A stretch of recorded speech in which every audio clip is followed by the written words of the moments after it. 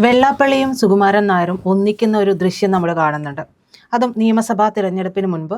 ഈ കാലങ്ങളിൽ ഒന്നും കണ്ടു കാണാത്ത ഒരു കാഴ്ചയാണ് ഈ കാണുന്നത്. ഇതിന് പിന്നിലുള്ള ലക്ഷ്യം എന്താണ്?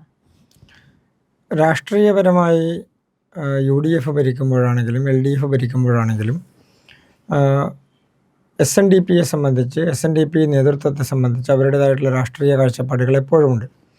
NSSും ഏതാണ്ട് സമാനമായിട്ടുള്ള സാഹചര്യങ്ങൾ നേരത്തെ NDP ഉള്ള കാലഘട്ടം മുതൽ തന്നെ UDFനൊപ്പം ചേർന്നുകൊണ്ടുള്ള ഒരു നിലപാടാണ് NSS പലപ്പോഴും സ്വീകരിച്ചിട്ടുള്ളത്. NDP ഒരു രാഷ്ട്രീയ രൂപം എന്നുള്ള നിലക്ക് NSSൻ്റെ സജീവ ഇടപെടലുകൾ രാഷ്ട്രീയത്തിൽ, പ്രത്യേകിച്ച് UDF രാഷ്ട്രീയത്തിൽ ഉണ്ടായിരുന്ന കാലഘട്ടത്തിൽ ശ്രീമാൻ K. കരുണാകരൻ അടക്കമുള്ള ആളുകൾ NSSനെ ഒരു രാഷ്ട്രീയ നിലപാടിൻ്റെ ഭാഗമായി കൂടെ കൂട്ടി അവർ ചില മന്ത്രിമാരെ കിട്ടി എന്നുള്ളത് ഒന്നോ രണ്ടോ ഘട്ടങ്ങളിൽ ഉണ്ടായിട്ടുണ്ടെങ്കിലും MLA മാരുണ്ടാവുകയും ഹൈക്കമ്മീഷണർമാരുണ്ടാവുകയും ചില പൊളിറ്റിക്കൽ മാനേജ്മെൻറ്റുകൾ നടത്തുന്ന സ്ഥാനങ്ങൾ കൊടുക്കുകയും ഒക്കെ ചെയ്തിട്ട് നിലനിർത്തുന്നൊരു സാഹചര്യം ഉണ്ടായിട്ടുണ്ട്. അപ്പോൾ NSS എപ്പോഴും ഒരു പ്രോ UDF നിലപാടുകളാണ് പലപ്പോഴും സ്വീകരിച്ചിട്ടുള്ളത്. അത് ഒരു ഘട്ടത്തിൽ, അതായത് ഒരു 90കളുടെയൊക്കെ കാലഘട്ടം വരെ ഏതാണ്ട് സമാനമായിട്ടുള്ള ഒരു രാഷ്ട്രീയ നിലപാടാണ് NSSൻ്റെ ഭാഗത്തുനിന്നുണ്ടായിട്ടുള്ളത്. പക്ഷേ അടുത്ത കാലത്ത് UDFലെ തന്നെ ഗ്രൂപ്പ് അടിസ്ഥാനത്തിലുള്ള നേതാക്കന്മാരുടെ സാഹചര്യങ്ങൾക്കനുസരിച്ച് അവരുടെ സ്ഥാനമാനങ്ങൾക്ക് വേണ്ടി തീരുമാനങ്ങൾ എടുക്കുകയും അവർക്ക് അനുകൂലമായ പ്രസ്താവനകൾ നടത്തുകയൊക്കെ ചെയ്യുന്ന ഒരു സാഹചര്യം NSSൻ്റെ ഭാഗത്ത് നിന്ന് നേരത്തെ ഉണ്ടായിട്ടുണ്ട്. ഉദാഹരണത്തിന് ഉമ്മൻചാണ്ടി മന്ത്രിസഭയിൽ നിന്ന് തിരുവഞ്ചൂർ രാധാകൃഷ്ണൻ മാറുന്നു. അന്ന് ഏറ്റവും കൂടുതൽ ചർച്ച ചെയ്യപ്പെട്ടത് താക്കോൽ സ്ഥാനം രമേശ് ചെന്നിത്തലയ്ക്ക് നൽകണം എന്നുള്ള NSS ജനറൽ സെക്രട്ടറിയുടെ പ്രസ്താവനയാണ്. അപ്പോൾ കോൺഗ്രസിൻ്റെ പൊതുവായ രാഷ്ട്രീയത്തിൽ നിന്ന് കോൺഗ്രസിൻ്റെ ഗ്രൂപ്പ് രാഷ്ട്രീയത്തിൻ്റെ ഒരു ഭാഗത്തിലേക്ക് NSSൻ്റെ നിലപാടുകൾക്ക് മാറ്റം വന്നു എന്നുള്ളത് ഒരു രാഷ്ട്രീയ യാഥാർത്ഥ്യമാണ് കേരളത്തിലെ UDF രാഷ്ട്രീയത്തിൽ. ഇന്ന് NSSൻ്റെ ജനറൽ സെക്രട്ടറി നടത്തിയിട്ടുള്ള പ്രസ്താവനയും ഏതാണ്ട് സമാനമായിട്ടുള്ള ചില നിലപാടുകളോട് യോജിച്ച് നിൽക്കുന്നതാണ്. ഉദാഹരണത്തിന് പ്രതിപക്ഷ നേതാവിനെ തള്ളിപ്പറയുന്നു, ഒപ്പം തന്നെ തിണ്ണനിറങ്ങി എന്ന് വിളിക്കുന്നു, പ്രതിപക്ഷ നേതാവിൻ്റെ നിലപാടുകളെ തള്ളിപ്പറയുന്നു. പക്ഷെ അതേസമയം തന്നെ രമേശ് ചെന്നിത്തലയുടെ സോഫ്റ്റ് സ്റ്റാൻഡ് കാണിക്കുന്നു. അപ്പോൾ കോൺഗ്രസ് രാഷ്ട്രീയത്തിലെ ഗ്രൂപ്പ് രാഷ്ട്രീയത്തിൻ്റെ ഭാഗമായി ഒരു അഭിപ്രായം പറയുന്നത് ഗുണകരമാണോ എന്നുള്ളത് NSS ആലോചിക്കേണ്ടതാണ്. NSSൻ്റെ SNDPയും ഒരുമിച്ചിട്ടുള്ള രാഷ്ട്രീയ സാമൂഹികമായിട്ടുള്ള സാഹചര്യത്തിലുള്ള ഒത്തുചേരൽ അല്ലെങ്കിൽ ഒരുമിച്ച് പോകാൻ തീരുമാനിക്കൽ ഗുണം ചെയ്യും. അതിനേക്കാൾ മുൻപ് ആ ഒരുമിച്ച് ചേരൽ നടക്കുമോ എന്നുള്ളതാണ് പ്രധാനപ്പെട്ട വിഷയം. ഇപ്പോൾ നായർ സമൂഹമാണെങ്കിലും നമ്പൂതിരി സമൂഹമാണെങ്കിലും നായാടി സമൂഹമാണെങ്കിലും ഒക്കെ ഒരുമിച്ച് വരണം, നായാടി മുതൽ നസ്രാണി വരെ എന്നുള്ള ഒരു വലിയ പ്രസ്താവന നടത്തിക്കൊണ്ടാണ് SNDP ആ ഒരു നിലപാടിലേക്ക് വന്നത്. പക്ഷെ ആ നിലപാട് സ്വീകരിച്ചപ്പോൾ കണ്ടത് ആ നിലപാടിൻ്റെ ഒരറ്റം എത്തി നിന്നത് LDF അനുകൂലമായിട്ടുള്ള നിലപാടുകളുടെ ഭാഗത്തിലേക്കായിരുന്നു. പക്ഷേ അത് സ്വാഭാവികമായും രാഷ്ട്രീയപരമായിട്ടുള്ള ചായ്വിൻ്റെ ഭാഗമാണ് എന്നൊക്കെ പറഞ്ഞാൽ പോലും അതിനൊരു സോഷ്യൽ മെറിറ്റ് ഉണ്ടായിരുന്നു ആ തീരുമാനത്തിന്. കാരണം ഒരു ഹിന്ദു സമൂഹത്തിലെ മുഴുവൻ പ്രധാനപ്പെട്ട വിഭാഗങ്ങളും കൂടി ഒരുമിച്ച് നിന്ന് ഫൈറ്റ് ചെയ്യണം എന്നുള്ളത്, ഒരു പൊളിറ്റിക്കൽ ഫൈറ്റ് ചെയ്യണം എന്നുള്ളത് ഒരു വളരെ പ്രാധാന്യമുള്ളൊരു രാഷ്ട്രീയ വിഷയമാണ്. പക്ഷേ അതിൽ നിന്ന് കുറച്ചുകൂടി വ്യത്യസ്തമായിരുന്നു ആ ഘട്ടത്തിൽ NSS എടുത്തിരുന്ന നിലപാട്. NSS അതിനോട് യോജിക്കാൻ വേണ്ടി തയ്യാറായില്ല. NSSൻ്റെ നിലപാടുകൾ SNDP നേതൃത്വം പറയുന്നതിനോടൊപ്പം പോയില്ല. അതിന് ചില സാമൂഹിക അതുമായി ബന്ധപ്പെട്ടുകൊണ്ട് ചേർന്ന് നിൽക്കുന്നതാണ്, സംവരണവുമായി ബന്ധപ്പെട്ടുകൊണ്ട് ഇവിടെ നമ്മൾ നിലനിന്ന ചില തർക്കങ്ങൾ. പക്ഷെ അതെല്ലാം ഇപ്പോൾ സ്വാഭാവികമായും മാറിയിരിക്കുന്നു. അതെല്ലാം മാറ്റിവെച്ചുകൊണ്ട് ഒരുമിച്ച് പോകണമെന്നുള്ള യാഥാർത്ഥ്യത്തിലേക്ക് തിരിച്ചു വരുന്നു എന്നുള്ളതാണ്. അതിന് ഒരു രാഷ്ട്രീയ സാഹചര്യമുണ്ട്. വരാൻ പോകുന്ന ത്രിതല പഞ്ചായത്ത് തെരഞ്ഞെടുപ്പിൻ്റെ റിസൾട്ടിൻ്റെ ബാക്കിയാണല്ലോ വരാൻ പോകുന്ന അസംബ്ലി തെരഞ്ഞെടുപ്പ്. വരാൻ പോകുന്ന അസംബ്ലി തെരഞ്ഞെടുപ്പിൽ എന്ത് സാമൂഹികമായിട്ടുള്ള വേർതിരിവും അതോടൊപ്പം തന്നെയുള്ള ശക്തിയുമാണ് ഉണ്ടാകാൻ പോകുന്നത് എന്നുള്ളത് ഈ രണ്ട് നേതൃത്വം തിരിച്ചറിയുകയാണ്. അത് LDFൻ്റെ ഭാഗത്തു നിന്നാണെങ്കിലും UDFൻ്റെ ഭാഗത്തു നിന്നാണെങ്കിലും സ്വാഭാവികമായും LDF നേതൃത്വം പ്രത്യക്ഷമായി വരുന്നതിനേക്കാൾ അപ്പുറത്ത് പരോക്ഷമായി മതതീവ്രവാദ സംഘടനകളുമായി ചേർന്ന് നിൽക്കുന്നൊരു നിലപാട് സ്വീകരിക്കുന്നു എന്നുള്ളത് ഏറെക്കാലമായി ചർച്ച ചെയ്യപ്പെടുന്നുണ്ട്. ഇപ്പോൾ ഉദാഹരണത്തിന് ആലപ്പുഴയിൽ രഞ്ജി ശ്രീനിവാസൻ്റെ മരണവുമായി ബന്ധപ്പെട്ടുകൊണ്ട് നിൽക്കുന്ന സംഘടനകളെ സപ്പോർട്ട് ചെയ്തു. 2, മഹാരാജാസ് കോളേജിൽ അഭിമന്യു എന്ന് പറയുന്ന വിദ്യാർത്ഥി മരണപ്പെട്ട സമയത്ത് ആ വിദ്യാർത്ഥിയുടെ മരണവുമായി അതിന് കാരണക്കാരായിട്ടുള്ള സംഘടനകളെ സപ്പോർട്ട് ചെയ്തു. ഇതിന് ഞാൻ 2 ഉദാഹരണം പറയുന്നതെന്ന് മാത്രമേ ഉള്ളൂ.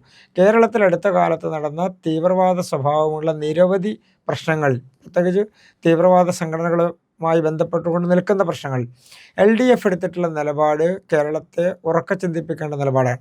ഉദാഹരണത്തിന് കഴിഞ്ഞ ദിവസം നേപ്പാളിലെ ജൻസി പ്രക്ഷോഭത്തിൻ്റെ ഭാഗമായി വന്നിട്ടുള്ള അതിൻ്റെ റിപ്പോർട്ടുകൾ സൂചിപ്പിക്കുന്നത് കേരളത്തിൽ നിന്ന് ആയുധങ്ങൾ സപ്ലൈ ചെയ്യാൻ വേണ്ടിയിട്ടുള്ള സംഭാഷണങ്ങൾ നടന്നിരിക്കുന്നു അവിടുത്തെ നേതൃത്വമായി എന്നുള്ളതാണ്.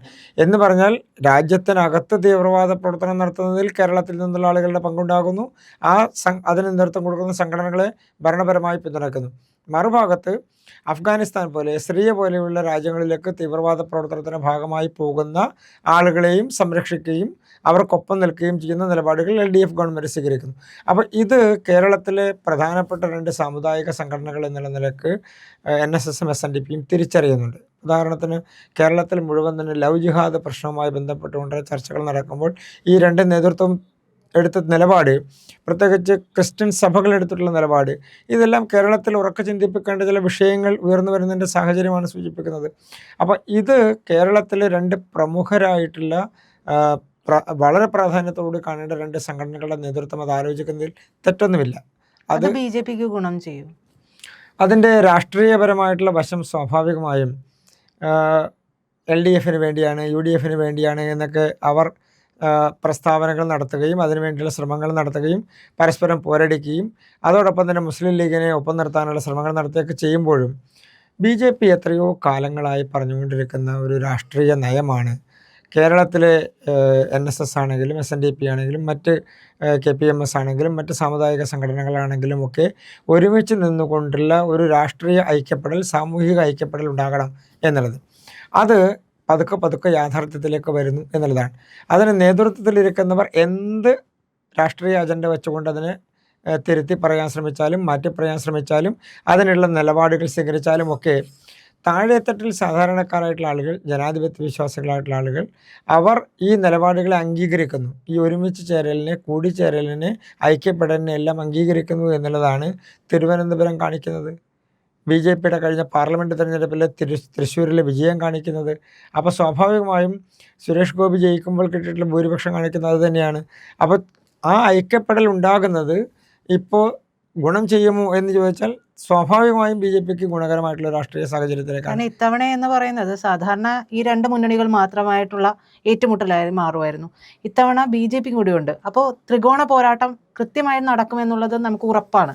BJP കഴിഞ്ഞ ഒരു 90കളുടെ കാലഘട്ടം മുതലുള്ള തെരഞ്ഞെടുപ്പ് രാഷ്ട്രീയത്തിൽ കേരളത്തിൽ പല മണ്ഡലങ്ങളിലും ശക്തമായിട്ടുള്ള രാഷ്ട്രീയ പോരാട്ടം കാഴ്ചവെക്കുകയും ജയത്തോടെ എടുത്തു വരികയൊക്കെ ചെയ്തിട്ടുണ്ട്. ഉദാഹരണത്തിന് മഞ്ചേശ്വരം മണ്ഡലത്തിൽ, തിരുവനന്തപുരത്തെ പല നിയോജക മണ്ഡലങ്ങളിലുമൊക്കെ ജയിക്കാനുള്ള സാധ്യതയുടെ അടുത്തേക്ക് വന്നിട്ടുണ്ട്. ഇപ്പോൾ മഞ്ചേശ്വരത്തൊക്കെ 89 വോട്ടിന് 1000 വോട്ടിനൊക്കെയാണ് BJP തോറ്റിട്ടുള്ളത്. അപ്പോൾ BJP ഇപ്പോൾ കഴിഞ്ഞ പാർലമെൻറ്റ് തെരഞ്ഞെടുപ്പിൽ തിരുവനന്തപുരത്ത് പരാജയപ്പെട്ട ചെറിയ വോട്ടിനാണ്. പല മണ്ഡലങ്ങളിലും പരാജയപ്പെടുന്ന ചെറിയ വോട്ടുകൾക്കാണ്. മലമ്പുഴയിൽ ശ്രീ VS അച്യുതാനന്ദനുമായുള്ള BJPയുടെ മത്സരത്തിൽ BJP പരാജയപ്പെടുന്ന ചെറിയ വോട്ടുകൾക്കാണ്. അപ്പം മലമ്പുഴ പോലെയുള്ളൊരു മണ്ഡലത്തിൽ പോലും, പാലക്കാട് ജില്ലയിൽ പോലും BJP മാറ്റങ്ങൾ ഉണ്ടാകുന്നു. ഇപ്പോൾ തൃശ്ശൂർ ജില്ലയിൽ BJP ഒരിക്കലും ജയിക്കില്ല എന്ന് പറഞ്ഞിരുന്ന തൃശ്ശൂർ പാർലമെൻറ്റ് മണ്ഡലത്തിൽ BJP ജയിച്ചു വന്നു. അപ്പോൾ LDFന് ഒരു MP നിലനിൽക്കുമ്പോൾ BJPക്കും ഒരു MP ആണ് നിലനിൽക്കുന്നത് കേരളത്തിൻ്റെ രാഷ്ട്രീയ സാഹചര്യത്തിൽ. അപ്പോൾ ഇതിലൊരു പ്രധാനപ്പെട്ട വ്യത്യാസമുള്ളത്, കേരളത്തിൻ്റെ രാഷ്ട്രീയത്തിൽ ഈ മാറ്റമുണ്ടാകുന്നത് സ്വാഭാവികമായും NSSും SNDPയും തിരിച്ചറിയുന്നുണ്ട്. അപ്പോൾ അവർ എത്ര ശ്രമിച്ചാലും, അവരുടെ നേതൃത്വം എത്ര ശ്രമിച്ചാലും, നേരത്തെ UDFനോടുള്ള ആഭിമുഖ്യം ആ സംഘടനകളിൽ നേതാക്കന്മാർ നടത്തിയിരുന്നപ്പോൾ അത് താഴെത്തട്ടിൽ ജനങ്ങൾ കുറച്ചെങ്കിലും അംഗീകരിച്ചിരുന്നു. ആ സമുദായത്തിലെ ആളുകൾ കുറച്ചെങ്കിലും അംഗീകരിച്ചു. ഇന്നതിന് ആളുകൾ തയ്യാറല്ല. ആ സമുദായത്തിനൊപ്പം നിൽക്കുന്ന ആളുകൾ തയ്യാറല്ല. അവർ പറയുന്നതിനനുസരിച്ച് വോട്ട് ചെയ്യാൻ തയ്യാറല്ല. ഒരു തരത്തിലും അതിന് സാധ്യത ഇല്ല എന്നുള്ളതാണ്. അപ്പോൾ അവരത് തിരിച്ചറിഞ്ഞുകൊണ്ടാണ് ഇപ്പോൾ ഈ ഒരുമിച്ച് ചേരാൻ നിൽക്കുന്നത്. ഏതെങ്കിലും ഒരാൾക്ക് വേണ്ടിയോ ഏതെങ്കിലും ഒരു പക്ഷത്തിന് വേണ്ടിയോ ആണെന്ന് വന്നാൽ അത് ജനങ്ങൾ തിരിച്ചറിയും. ആ സമൂഹത്തിലെ ആളുകൾ തിരിച്ചറിയും. ജനങ്ങൾ അതിനെ നിരാകരിക്കും. ഇപ്പോൾ LDFനൊപ്പം പോകാൻ ഏതെങ്കിലും തീരുമാനമെടുത്താൽ അയ്യപ്പ സംഗമത്തിൻ്റെ റിസൾട്ട് എന്താണ് എന്ന് തിരിച്ചറിഞ്ഞിരിക്കുന്നു SNDP നേതൃത്വം. NSS തിരിച്ചറിഞ്ഞിരിക്കുന്നു. ഇത്രയും കാലം UDFനെ സഹായിച്ചതുകൊണ്ടും UDFനെ പിന്തുണച്ചതുകൊണ്ടും എന്ത് നേട്ടമുണ്ടായി എന്നുള്ളത് NSS പതുക്കെ പതുക്കെ തിരിച്ചറിയുകയാണ്. അപ്പോൾ കേരളത്തിൻ്റെ രാഷ്ട്രീയ സാമൂഹിക സാഹചര്യങ്ങൾക്ക് വലിയ മാറ്റമുണ്ടാകുന്നു. ആ മാറ്റത്തെ അവർ തിരിച്ചറിയുന്നു. അത് ഇപ്പോൾ പ്രതിപക്ഷ നേതാവിനെ എതിർക്കുന്നു, അതല്ലെങ്കിൽ കോൺഗ്രസ്സിലെ ഒരു വിഭാഗത്തെ അനുകൂലിക്കുന്നു. അതൊക്കെ താൽക്കാലികമായിട്ടുള്ള പ്രസ്താവനകളുടെ ഭാഗമായി മാത്രമേ കാണേണ്ടതുള്ളൂ. ഈ രണ്ട് സമുദായങ്ങളും ഈ രണ്ട് സാമൂഹിക സാഹചര്യങ്ങളും ഒരുമിച്ച് ചേരുന്ന സാഹചര്യം ഉണ്ടായാൽ അത് തീർച്ചയായും മറ്റൊരു രാഷ്ട്രീയത്തിനാണ് ഗുണമായി മാറാൻ വേണ്ടി പോകുന്നത്. എന്ന് പറഞ്ഞാൽ കേരളത്തിലെ റീപ്ലേസ് ചെയ്യപ്പെടുന്ന രാഷ്ട്രീയം, ഉദാഹരണത്തിന് UDF റീപ്ലേസ് ചെയ്യപ്പെടുമ്പോൾ ആരാണ് വരുന്നത്? LDF എപ്പോഴും വരണമെന്ന് യാതൊരു നിർബന്ധമില്ല. തൃശ്ശൂരിൽ റിസൾട്ട് അതാ കാണിക്കുന്നത്. UDF MP പോയപ്പോൾ LDF MP അല്ല വന്നത്, BJPയുടെ MP ആണ് വന്നത്. തിരുവനന്തപുരത്ത് LDFൻ്റെ നേതൃത്വത്തിലുള്ള ഒരു നഗരസഭയുടെ ഒരു കോർപ്പറേഷൻ്റെ ഭരണം മാറുമ്പോൾ എല്ലാവരും ധരിക്കുന്നത് കേരളത്തിൻ്റെ രാഷ്ട്രീയ സാഹചര്യത്തിൽ UDF വരും എന്നുള്ളതല്ലേ. അപ്പോൾ UDF വന്നില്ലല്ലോ, BJP ആണ് വന്നത്. അപ്പോൾ LDF മാറുമ്പോൾ UDF വരണമെന്നുള്ള ചിന്താഗതി മാറിയിരിക്കുന്നു. 2 UDF മാറുമ്പോൾ LDF വരണമെന്നുള്ള ചിന്താഗതിക്ക് മാറ്റം വന്നിരിക്കുന്നത്. 2 റിസൾട്ടുകൾ അതാണ് സൂചിപ്പിക്കുന്നത്. അപ്പോൾ കേരളത്തിൻ്റെ രാഷ്ട്രീയത്തിൽ മാറ്റമുണ്ടാകുന്നത് ത്രിപുരയിലും ബംഗാളിലുമൊക്കെ ഉണ്ടായതുപോലെ തന്നെ മറ്റ് സംസ്ഥാനങ്ങളിൽ കോൺഗ്രസ്സിന് സംഭവിച്ചതുപോലെ തന്നെ സ്വാഭാവികമായും റീപ്ലേസ് ചെയ്യപ്പെടുന്ന ഒരു സംവിധാനമായി, ഭരണത്തിലിരിക്കുന്ന ആളുകളെ റീപ്ലേസ് ചെയ്യുന്ന സംവിധാനമായി BJP മാറുകയാണ്. അപ്പോൾ സ്വാഭാവികമായും അത് ഈ സാമുദായിക സംഘടനകളും തിരിച്ചറിയുന്നുണ്ട്. അതിൻ്റെ രാഷ്ട്രീയ സാഹചര്യം, അതിൻ്റെ സാമൂഹിക സാഹചര്യം, മുസ്ലിം ലീഗിൽ നിന്നുണ്ടാകുന്ന ശക്തമായിട്ടുള്ള കേരള രാഷ്ട്രീയത്തിനുണ്ടാകാൻ പോകുന്ന വെല്ലുവിളി, അത് ഉയർത്താൻ പോകുന്ന സാമുദായിക അസന്തുലിതാവസ്ഥ. ഈ സാമുദായിക അസന്തുലിതാവസ്ഥ എന്നുള്ള രാഷ്ട്രീയം കൂടി ചേർന്നതാണ്. രാഷ്ട്രീയ സാമൂഹിക അസന്തുലിതാവസ്ഥ കേരളത്തിലുണ്ടാക്കുന്ന മുസ്ലിം ലീഗിൻ്റെ രാഷ്ട്രീയത്തെ ഇവർ തിരിച്ചറിയുന്നുണ്ട്. അത് BJPക്ക് അനുകൂലമാകും. BJP രാഷ്ട്രീയം മുന്നോട്ട് വെക്കുന്നതിൻ്റെ പശ്ചാത്തലത്തിൽ കൂടിയായിരിക്കും. അപ്പോൾ ഒന്നുകൂടെ ചോദിച്ചുകൊണ്ട് ഞാൻ അവസാനിപ്പിക്കാം. ഫലത്തിൽ ഈ അണികൾ പറയുന്നതിനനുസരിച്ച്, അതായത് അണികൾ ഈ പറയുന്ന സാമുദായിക നേതാക്കൾ പറയുന്നതിനനുസരിച്ച് നിന്നില്ലെങ്കിലും ഫലത്തിൽ ഇവർ ത്രിശങ്കുവിലാവും. ഈ സാമുദായിക നേതാക്കൾ ത്രിശങ്കുവിലാകുന്ന ഒരു സാഹചര്യം ഉണ്ടാവും. അണികൾ നേരത്തെ നേതൃത്വം ചിന്തിച്ചതിനനുസരിച്ചിട്ടാണ് അണികൾ ചിന്തിക്കുന്ന സാഹചര്യം ഉണ്ടായത്. അണികൾ മാറ്റി ചിന്തിപ്പിക്കാൻ അണികൾ മാറ്റി ചിന്തിപ്പിക്കുന്നതിൻ്റെ പ്രധാനപ്പെട്ട കാരണം NSSനെ സംബന്ധിച്ചും SNDPയെ സംബന്ധിച്ചും പല ഘട്ടങ്ങളിലും അവർ എടുത്തിരുന്ന നിലപാടുകൾക്ക് അണികൾ മാറ്റമുണ്ടാകുന്നു. പല സ്ഥലങ്ങളിലും പല കരയോഗങ്ങളിലും പല യൂണിറ്റുകളിലുമൊക്കെ ആളുകൾ അത് മാറി ചിന്തിക്കുന്നു, ജനങ്ങൾ മാറി ചിന്തിക്കുന്നു. സാമുദായിക ഐക്യം ഇല്ലാതെ നിലനിന്നാൽ ഉണ്ടാകുന്ന അപകടത്തെക്കുറിച്ച് തിരിച്ചറിയുന്നു. അത് സ്വാഭാവികമായി മാറ്റമുണ്ടാകും. ആ മാറ്റം ഇപ്പോൾ നമ്മൾ കാണുന്ന ഒരു രാഷ്ട്രീയ മാറ്റത്തിൻ്റെയോ രാഷ്ട്രീയ ചർച്ചയുടെ ഭാഗമായി മാറില്ല.